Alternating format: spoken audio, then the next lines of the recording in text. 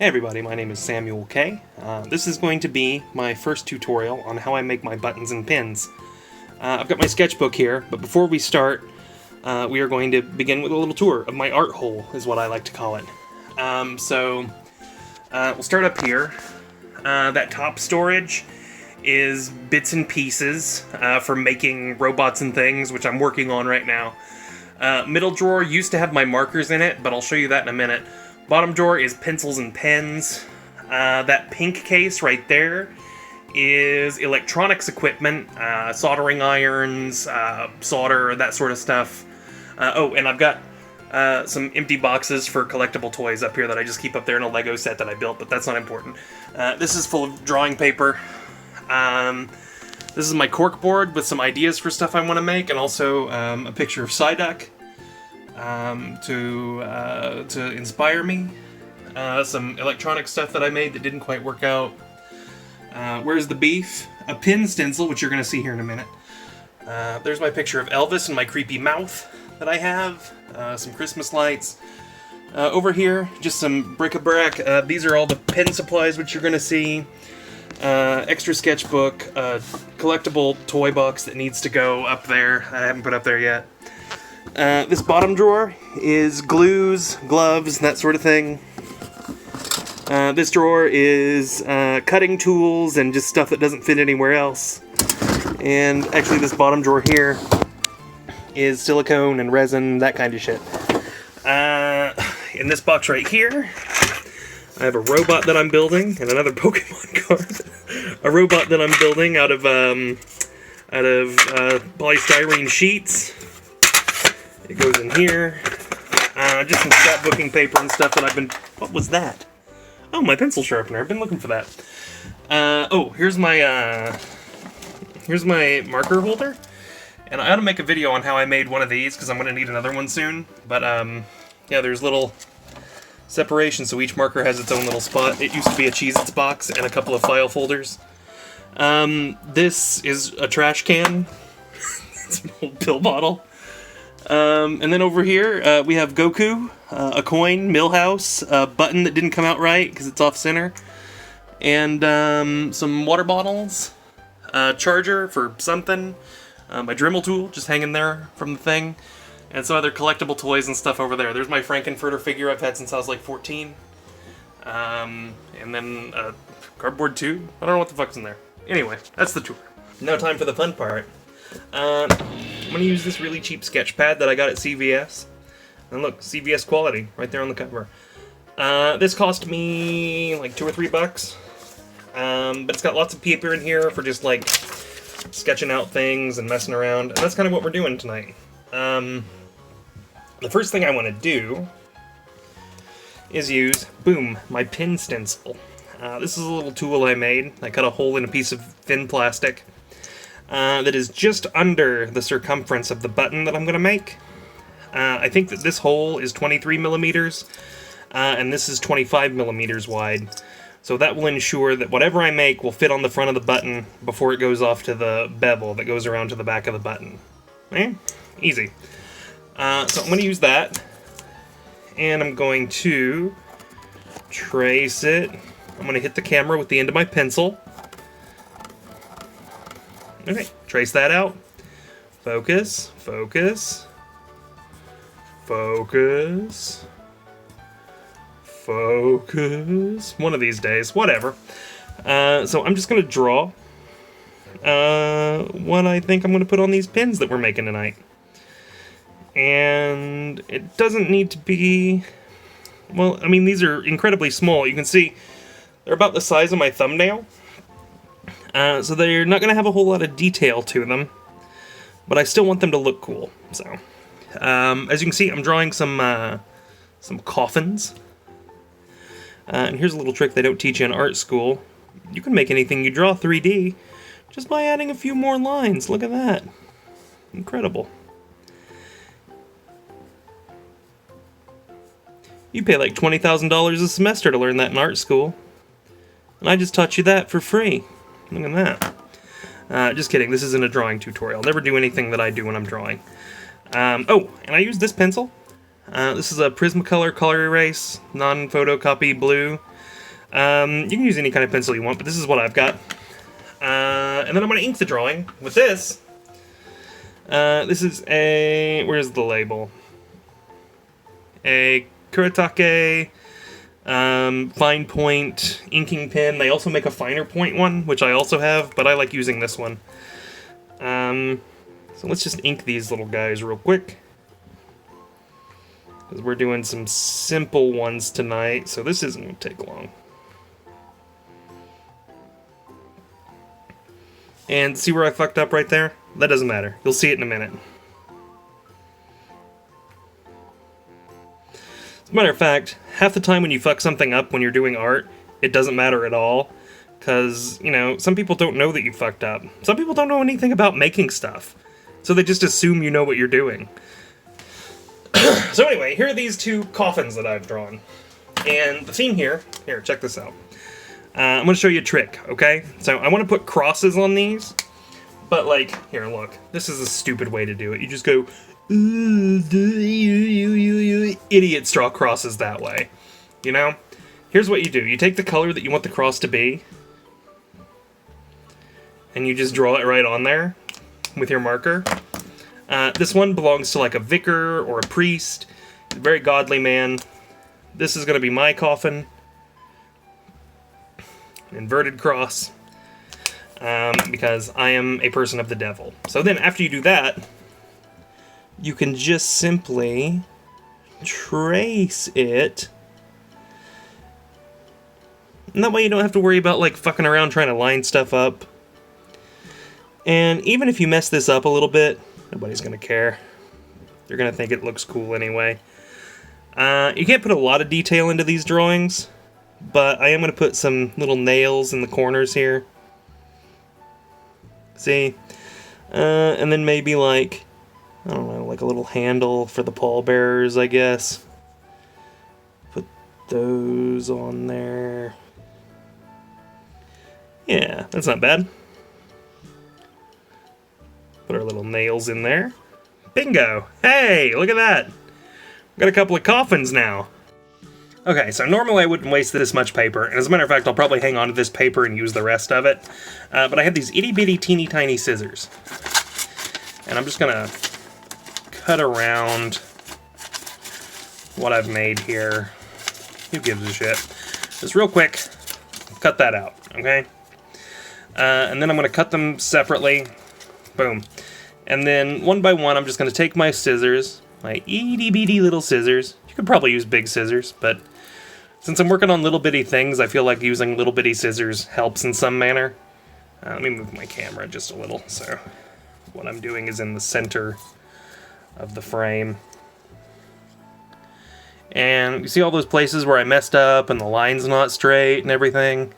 Just cut all that off. If I wasn't recording this, nobody'd even know about it, you know? And then that guy, and then that guy. Kind of rounded that, so I'll just go ahead and go with what I did. Cut that guy, and cut that guy, and right there.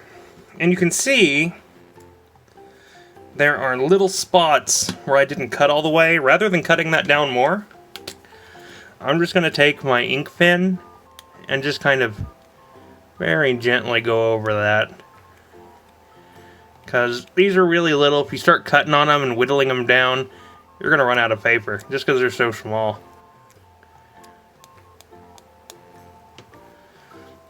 So just go kind of around the edge where you think it needs to get hit. There you go. I cut out a little bitty coffin. Let's do the other one.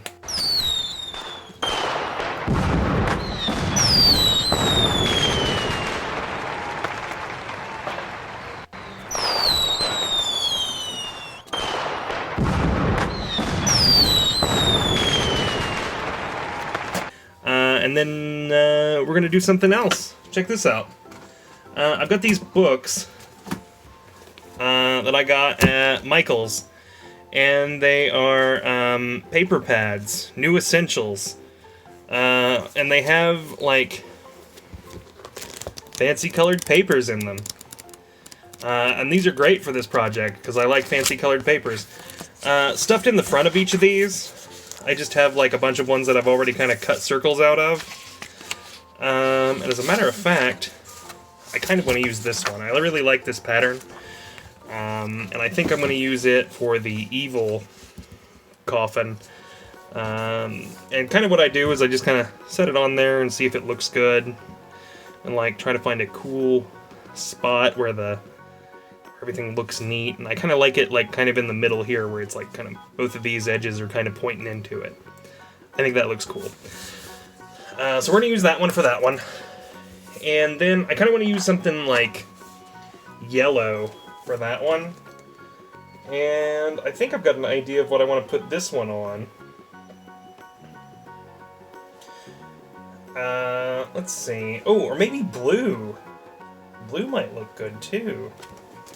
Let me see what I've got in blue.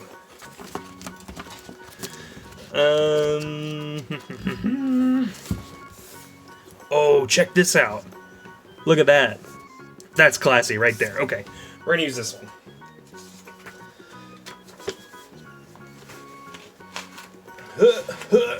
Okay, so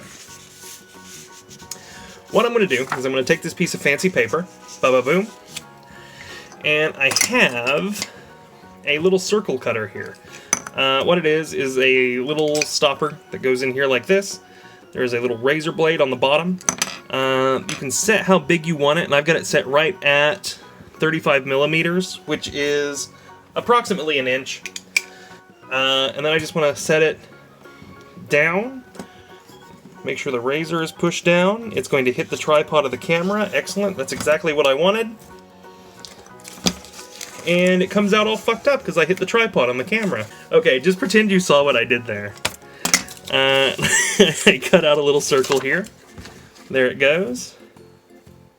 And there's our little coffin in the center. Look at that. I think that looks quite nice. So what I'm going to do then is I'm going to take a glue stick, this Elmer's washable school glue. I got the purple kind, and I wish I hadn't, but it'll do. And you don't want to put a lot on there, just a little smidge. Just so it'll stick into place. Goop, goop, goop, goop, goop. And it didn't work at all. Shit. There we go, and I kind of want the little crosses in the background, these little plus sign looking things, to be straight up and down, and the coffin to be offset a little bit, because I think that'll look really cool. I think it does look really cool.